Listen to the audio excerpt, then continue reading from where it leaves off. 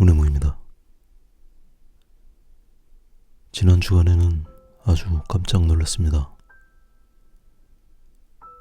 생각지도 못하게 영상 조회수가 엄청나게 올라가고 덩달아서 구독자도 막 늘어나서 좀 어리둥절한 2주간이었습니다.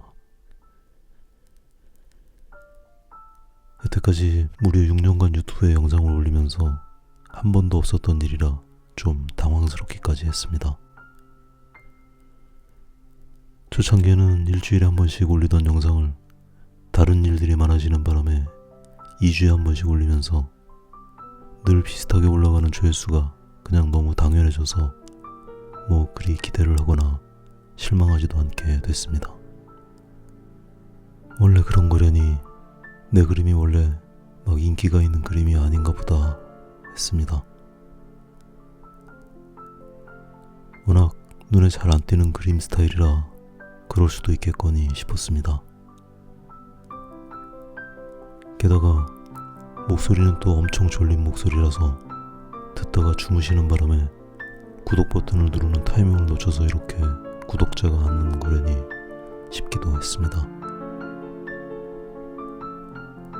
그렇게 긴 시간이 지나고 그게 너무 익숙해져서 있는데 벼랑간 이런 일이 생겼습니다.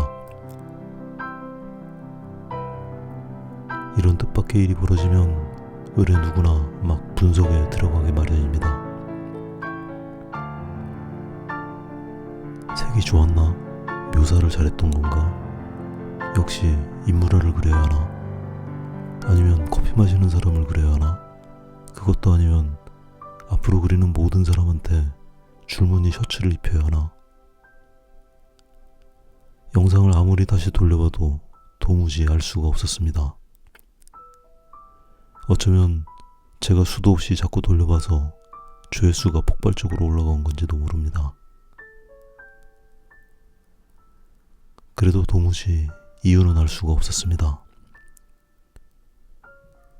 그림에 특별히 다른 테크닉을 썼거나 별다르게 잘 그린 그림으로 제 눈에는 보이지도 않았습니다. 그렇다고 영상 편집이 독특하거나 눈길을 잡아둘 뭔가가 있었던 것도 아니었습니다.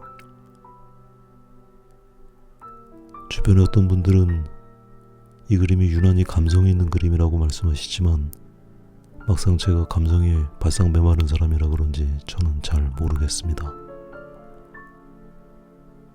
또 어떤 분들은 유튜브 알고리즘을 탄 거라고 하시던데 그게 사실이라면 그것도 그렇게 행복한 일은 아닙니다. 그게 시간 맞춰오는 지하철이나 부르면 오는 택시도 아니라서 언제 다시 탈 수 있을 건지도 모른다는 뜻이기 때문입니다. 어쨌든 마구 올라가는 조회수와 구독자 수를 보면서 많은 생각들을 해봤지만 결론은 도무지 알 수 없다는 것이었습니다. 또 어떤 분들은 다음번 영상을 올릴 때 엄청 부담스럽겠다는 걱정도 해주시던데 저는 또 그건 그다지 별로 아무런 느낌이 없는 것 같습니다. 이게 뭔가 제가 의도해서 만들어진 결과라면 또 애를 쓰고 더 치밀하게 준비도 해보겠지만 그런 것도 아니고 어떻게 하면 그렇게 되는 건지도 모르면서 막 머리 싸매고 그러는 성격도 못 됩니다.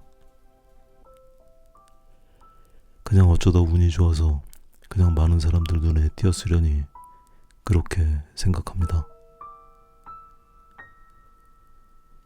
이런 일이 없어서도 여전히 저는 그림을 그렸을 거고 평소처럼 영상을 올렸을 거라서 별반 다를 건 없을 것 같습니다. 이전보다 많은 분들이 영상을 봐주실 거라 좀 더 힘도 나는 것 같기도 하고 그저 감사하는 마음입니다.